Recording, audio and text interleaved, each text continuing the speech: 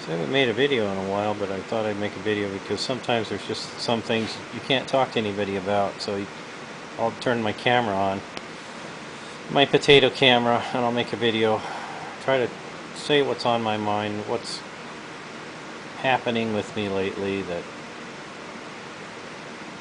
anyhow, I find it troubling that it's so far and few between that you can have a real discussion with anybody about anything that's of real meaning.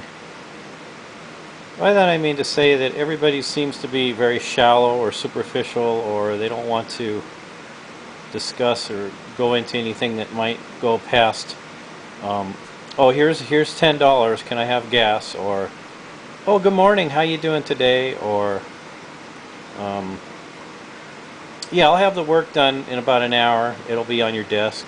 I'll have it for you. I'll get it done.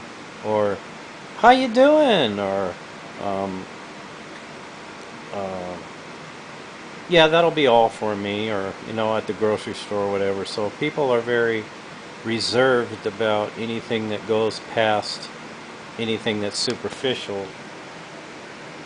So what I think about most of the time is like being on this planet, being this organism that's acutely aware of its sense of being alive, and that it's aware of its own mortality, and that it's getting older as time goes by.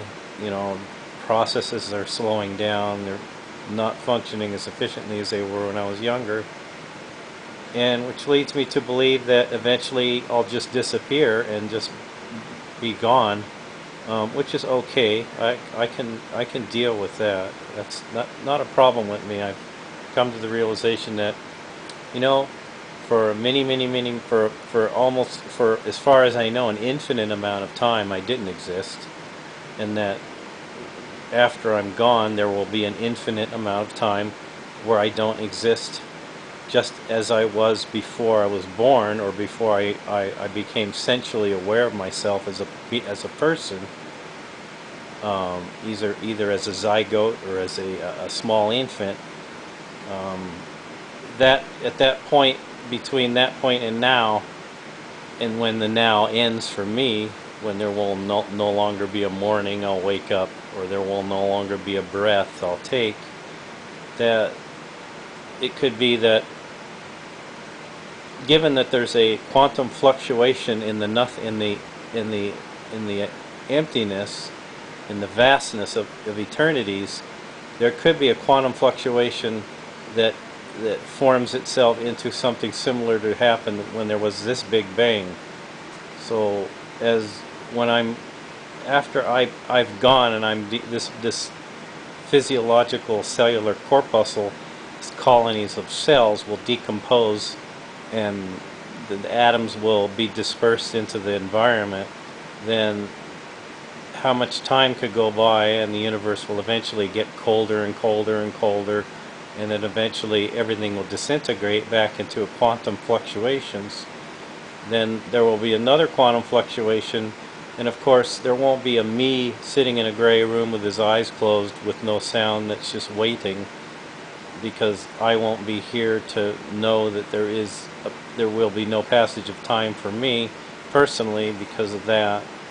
So it's like you have to draw upon the facts, and it's like if you start looking at all of the facts are you're mortal, fact are you're a physical being, fact are that the universe is finite as far as we know, possibly, or the universe is infinite, meaning there could be no beginning nor no end to however everything started and however everything's going to end. So we're not absolutely, completely certain of that 100%. That many hope to believe that this is the only universe there will ever be, and that when this universe is gone, then it will never happen again. There will never be anything again. There will not be another series of events that are similar, or that are exactly identical to this series of events. That is everything is this causal chain of being. Okay, so it's the causal chain, the deterministic system of of action-reaction, of systems interacting with other systems, and then the smaller and smaller components, subcomponents that interact with those other subcomponents that all cohere together to blend together into macro systems that form into the current recognizable shapes through evolutionary processes and planetary processes and stellar processes and galactic and nebular processes that form and potentially reform the exact same shapes, the exact same conditions could possibly emerge again, given a statistical probability of that per the number of possible configurations in the space with matter and energy. But going into that, it just makes me realize that when I sleep at night and I'm not dreaming, there's no time for me. So I'm not aware of a moment, I'm not aware of a second, a minute, an hour. As I'm sleeping, the only thing I know is that I fall asleep, and then I reawaken with all of my faculties, with all of my memories intact, and my associations of my physical environment with knowledge of everything that I have, and all of my passwords and combinations, and knowing all the things I have to know to survive as an organism don't go away. That I reawaken, and I have my memories.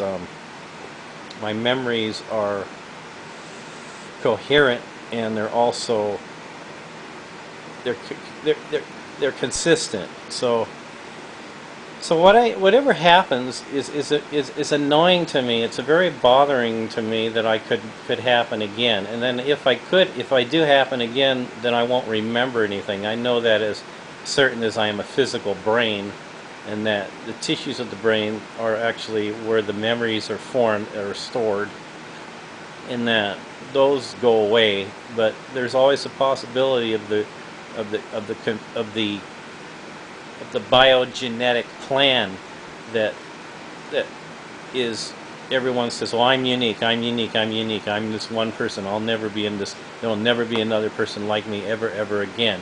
Well, if that's true, then that's good. Then you could take a big sigh of relief. Wow, I'm not going to happen again. I'll never happen again. Wow, and be glad about that. But if, on the other hand, if there is an infinite amount of reconstitutions of these events that happen to lead up to your emergence and grew out of your mother as a fetus, then those same conditions, in statistically, given the amount of planets there are, given the amount of time that there could be other planets that could have the same chemical composition that this planet has had. All the conditions necessary for that event to happen will happen again. And then you think, well, sometimes I dream I'm another person. Sometimes I'll dream I'm some other person somewhere else. And is that real? I mean, could that possibly be that I could recombine and reemerge as consciousness, only in a different person? Not discarding there be any memories. Okay, I want to make that perfectly clear, that there's no retention of all the things you learn as you grow and learn and go through time. All those things vanish. They disappear. They're obliterated, unless you believe that there is, like, you have a genetic memory somehow, like, the giraffe is stretching its neck. The giraffes that are trying to stretch their neck further beget other giraffes that have longer necks, because there's a will to stretch their necks to reach more food, and that's called acquired characteristics. And if there is somehow, like, if you're like really an intense athlete, and you're always working out, you're always exercising, you're always concentrating on focusing your attention on pushing your physical body to more limits, and then when you have a child, your child will be more of an athlete than you are, because your will of yourself, the will that you had was formed into the tissue of your DNA. So you actually had an effect on which I highly doubt that that's capable of happening. Although there are instincts, there's like, the weaver bird can build a nest. It's just born with the innate ability to fit a nest together of twigs in that shape. Other animals have an instinct. They have instinct to do certain things or to construct certain things, like honeybees make honeycombs, and more that.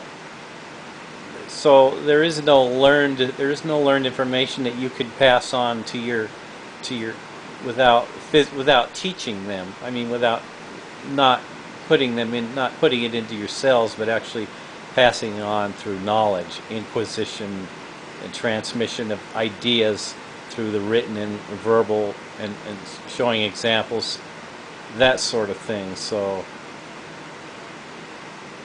it'd be like, well, consciousness is a universal experience. Everybody who experiences their own sense of who they are, their self-consciousness, be that humans and whales and elephants and large mammals, that we know they are aware of themselves. That universal feeling of being alive, of being aware, being a self-alive, aware being, is just as much in me as it is in anyone else. So if you think about re-emergence, or your consciousness re-emerging, it wouldn't be your personality, because your personality is shaped by your experiences. Your behavior is shaped so much by all the things that happened to you throughout your lifetime, how you were raised, and what happens to you growing up, and so the only thing that you take out, you come into the world with, is just that raw sense of being, of experiencing yourself as this alive self, of knowing you exist. And that will be what you take into the next life. You won't take memories, or what if you flew a plane, or if you swam the ocean, or if you married so and so, or you lived such and such a country. There won't be any memories. It'll just be a raw feeling of you existing, that you come into another reality with. And I wouldn't discount just the Earth alone as a place to reemerge on. There could be another planet that's very much similar to the Earth, that you reemerge as a consciousness into that. The frustrating thing is that I think is you have no control over it. You have no control over wanting to come back again or not wanting to come back again. If there's a possibility of you ever coming back and reemerging, it's going to happen, regardless of whatever you do or think or say or believe or whatever. It's just going to happen. It's like nature. It's a force of nature. So it scares me in that. I'm bothered by that. Maybe I shouldn't be divulging this information out there, because it might affect somebody in a negative way, and I hope it doesn't. I hope that anybody that understands what I'm saying is smart enough to know that it's sometimes maybe knowing things is bad. Okay, that's my take. If you're just like don't want to know anything and you just want to live and be happy, then that might be better. Then if you're too curious and you're too strong-willed to want to learn and to want to really understand reality, because the wool has been pulled over your eyes so many times by adults or so-called experts or authorities, that in a way that has caused you to become more adamant about searching for the truth, because you see that anyone that seems to have the truth or know the truth or have a real sincere desire to share the truth is always asking for money afterwards, or that's what their motive is they want to get rich, and that, but it's not really all about that. It's about your journey, it's about you, and it's about discovering what we are and who we are and where we're going, and how we got here. So anyhow, feel free to leave a comment relevant. Thanks for stopping by.